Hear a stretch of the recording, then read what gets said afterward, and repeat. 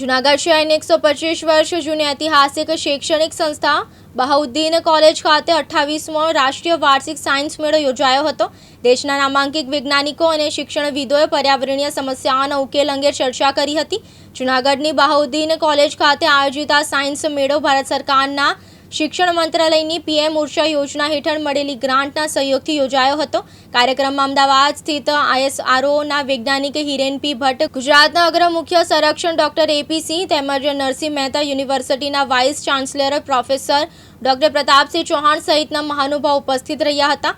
ઇસરોના વૈજ્ઞાનિક હિરેન પી ભટ્ટે ભારતને વિકસિત અને આત્મનિર્ભર બનાવવાના માર્ગ અંગે આ માર્ગદર્શન આપ્યું હતું।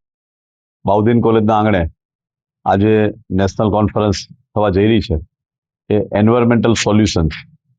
વિશ્વની અંદર અત્યારે ક્લાઇમેટ ચેન્જ આપણે જોઈએ છીએ કે ઋતુઓ બદલાઈ રહી છે અને દરેક માણસ સુધી ક્લાઇમેટ ચેન્જની અસર પહોંચી ગઈ છે।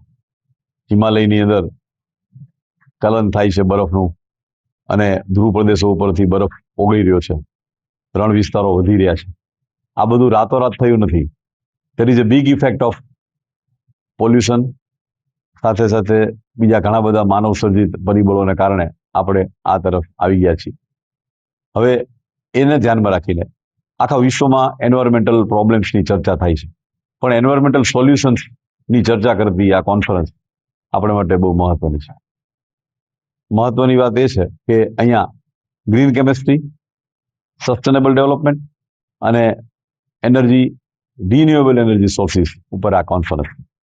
એવું કહેવાય છે કે આટલું બધું પ્રદૂષણ થવામાં કેમેસ્ટ્રી વાળાનો ઘણો ફાળો છે, પરંતુ આપણને રસાયણ એણે આપ્યા છે, આપણને રંગો એણે આપ્યા છે અને આપણને સિન્થેટિક પોલિમર્સ એણે આપ્યા છે। એને ઘણું બધું આપ્યું છે એટલે એની બાય પ્રોડક્ટ રૂપે પ્રદૂષણ થયું છે, પણ હવે જે બગાડે છે એ જ સુધારી શકે એવા ન્યાયે ગ્રીન કેમેસ્ટ્રી એટલે એવી એક કેમેસ્ટ્રી કે જેમાં પ્રદૂષણ મિનિમાઇઝ થયેલું હોય, એની ઉપરની ચર્ચા કરવા માટે આપણે ત્યાંથી ઘણા બધા વિદ્વાનો છે, પરંતુ એમાં જે ભારતને લીડ કરી રહ્યા છે ગ્રીન કેમેસ્ટ્રીમાં એવા પ્રોફેસર ડોક્ટર જસરા સાહેબ, જે અત્યારે રિલાયન્સ એગ્રોટેકના ટેકનોકમના ડાયરેક્ટર છે અને વાઇસ પ્રેસિડેન્ટ છે। સાથે સાથે ઇઝ એ એમિનન્ટ પર્સનાલિટી। એ એવા એક સાયન્ટિસ્ટ છે કે ટોપ 2% ઓફ સાયન્સ એમાં વર્લ્ડમાં જે સ્ટેનફોર્ડ રેન્કિંગ છે એમાં એમનો સમાવેશ થાય છે।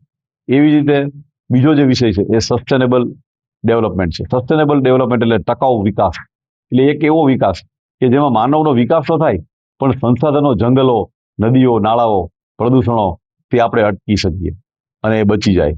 તો આ બાબત માટે સસ્ટેનેબલ ડેવલપમેન્ટ માટે આપણા બીજા જે વક્તા છે એ AP સિંહ સાહેબ છે। એ અત્યારે હેડ ઓફ ધ ફોરેસ્ટ છે, એ બાયોલોજીસ્ટ છે અને સાથે બહુ મહત્વના વૈજ્ઞાનિક છે। હોદ્દાની રૂએ તે આખા ગુજરાતના ફોરેસ્ટના ચીફ છે, પરંતુ એક વૈજ્ઞાનિક હોવાના નાતે તેઓ આપણા બીજા વક્તા છે। બીજા વક્તા છે એ ડૉક્ટર હિરેન ભટ્ટ। એ ભટ્ટ સાહેબ જે છે અહીંયા આપણી બાજુમાં વિદ્યમાન થાય છે। એ ભટ્ટ સાહેબ ઇસરોના સાયન્ટિસ્ટ છે। સ્ટેક ઇસરો અમદાવાદ ખાતે એમણે ગ્રુપ ડાયરેક્ટર તરીકે ઘણો લાંબો સમય કામ કર્યું છે અને એમના સમયમાં વેદાસની એક આખી સિસ્ટમ ડેવલપ થઈ છે। તો એ સિસ્ટમ ડેવલપ કરનારા ભટ્ટ સાહેબ એ સેટેલાઇટના મેન્યુફેક્ચરિંગથી માંડી અને બધી જ બાબતો સાથે જોડાયેલા છે। અને સેટેલાઇટ્સની અંદર બે વસ્તુની ક્રાઇસિસ હોય છે, એક એનર્જીની ક્રાઇસિસ હોય છે અને એક વેઇટની ક્રાઇસિસ હોય છે। આનું મેનેજમેન્ટ કરવું એ બહુ ટફ હોય છે। એ મેનેજમેન્ટ સાથે ડાયરેક્ટલી જેમણે વર્ષો સુધી કામ કર્યું છે એવા ભટ્ટ સાહેબ પણ આપણી વચ્ચે છે। એટલે આ કોન્ફરન્સ કુલ મળીને એન્વાયરમેન્ટલ સોલ્યુશન્સ ઉપર વિદ્યાર્થીઓને જાગૃત કરવા માટેની કોન્ફરન્સ છે। ખરેખર તો એટલા માટે ત્રણ કીનોટ સ્પીકર અમે રાખ્યા અને વિદ્યાર્થીઓને પોતાને જે રીતનું ફાવે અને જે આ વિષય ઉપર ખેડાણ કરીને એમણે પોતે પોસ્ટરો પ્રેઝન્ટ કર્યા છે, સાથે સાથે પેપરો રજૂ કર્યા છે, રિસર્ચ પેપરો રજૂ થનાર છે, રિસર્ચ સાયન્ટિસ્ટો પણ આ બાબતમાં કામ કરી રહ્યા છે। આ ખરેખર ફ્યુચર છે। Green chemistry is a future, sustainable development is a future અને જે renewable energy sources are the future. અને અમે ફ્યુચરિસ્ટિક સેન્સમાં આ કોન્ફરન્સ કરી છે અને ભાવિ નાગરિકો તરીકે આ વિદ્યાર્થીઓ સેન્સિટાઇઝ થાય, આનો હેતુ છે। આને માટે અમને ભારત સરકારની PM ઉષા તરફથી સ્પેશિયલ ગ્રાન્ટ મળી છે અને આ ગ્રાન્ટ માટે હું ભારત સરકારનો, ગુજરાત સરકારના શિક્ષણ વિભાગનો, અમારા કમિશનર શ્રી અને જે CEO KCG છે એવા દિલીપ રાણા સાહેબનો અને સર્વે લોકોનો ખૂબ આભારી છું। ધન્યવાદ। એક સંલગ્ન ટોપિક છે કે અને વિશ્વનો સળગતો પ્રશ્ન છે, તમારે વિકાસ તો કરવાનો છે, એનર્જીની રિક્વાયરમેન્ટ ડે બાય ડે વધતી જ જાય છે.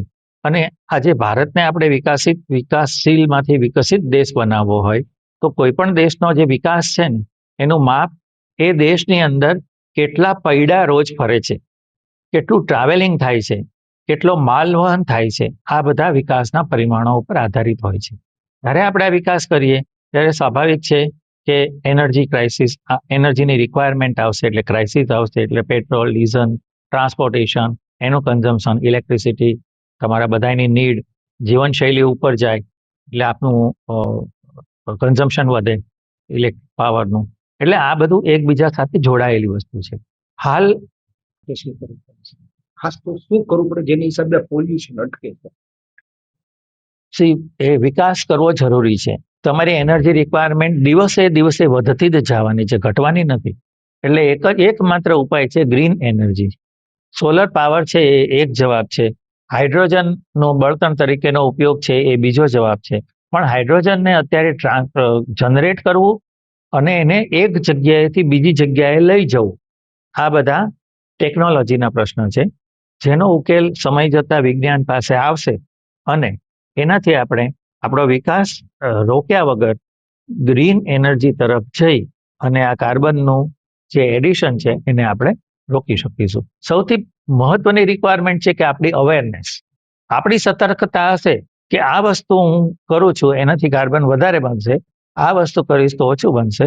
એમ દરેક માણસ જેમ જેમ જાગૃત થતો જશે એમ પોતાનું ઉત્સર્જન છે એ કાર્બનનો ઘટાડતો જશે અને વધુ ને વધુ ગ્રીન એનર્જી તરફ ઉપયોગ કરતા જઈશું. देखिए આપણે બધા જાણીએ છીએ કે દર વર્ષે 28 ફેબ્રુઆરીએ નેશનલ સાયન્સ ડે હોય છે અને નેશનલ સાયન્સ ડે ઉપર આખા દેશમાં નવા સ્ટુડન્ટ્સને, ઇન્ટેલેક્ટ સાયન્ટિસ્ટને સાયન્સ પ્રત્યે એક જાગૃતિ લાવવાનું કામ કરતા હોય છે. તો આ વર્ષે બાઉદ્દીન સાયન્સ કોલેજ, જે આપણે એક જૂનામાં જૂની સાયન્સ કોલેજ છે, એમને એક દિવસનું નેશનલ કોન્ફરન્સ રાખવામાં આવેલ છે, જેમાં national conference for environmental solutions. તો આમાં જુદા જુદા તમામ વિષયોના જે સાયન્ટિસ્ટ છે એ પણ આવેલા છે, વિદ્યાર્થીઓ હશે અને 3 જુદા જુદા વિષયના કી નોટ સ્પીકરને પણ બોલાયા છે અને મારા સદભાગ્ય છે કે મને પણ બોલાવવામાં આવ્યા છે. તો તમે જાણો છો હું ફોરેસ્ટ ઓફિસર છું અને ફોરેસ્ટ અને વાઇલ્ડ લાઈફ ના ક્ષેત્રે જુનાગઢ જે છે એ દુનિયાની ફલક ઉપર છે.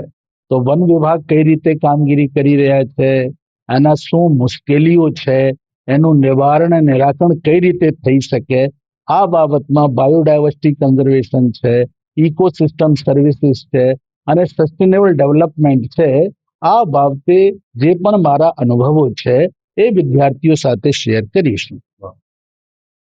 પ્રકાશ દવે સાથે યજ્ઞેશ ભટ્ટ, દિવ્યાંગ ન્યૂઝ, જુનાગઢ.